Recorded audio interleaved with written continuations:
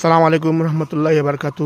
বন্ধুগণ, আপনার কাছে ভিডিওগুলো আইসি গনিয়ারফার নিবাসী জনাব তজমুল আলী উর্ফে সুন্দর রাজা মজুমদার হাবিব চাবর ইন্তেকাল হয়েছে ও তুড়া আক্কানো।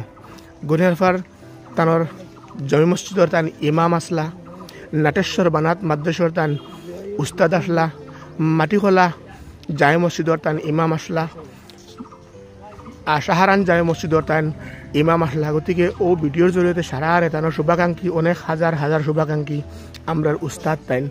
আর ও তান বাড়ির থেকে এই শোকাকুল পরিবেশ আমি আপনার খবর গুজানাই আর ভিডিওটা শেয়ার করে দিবা, যাতে তানোর ছাত্র হল বা তানোর শুভাকাঙ্ক্ষী আর খবরটা ফাইনার। তানোর জনজা বিকাল 5টার সময় অনুষ্ঠিত হইব গনিয়ারপার 1 নম্বর কবরস্থান।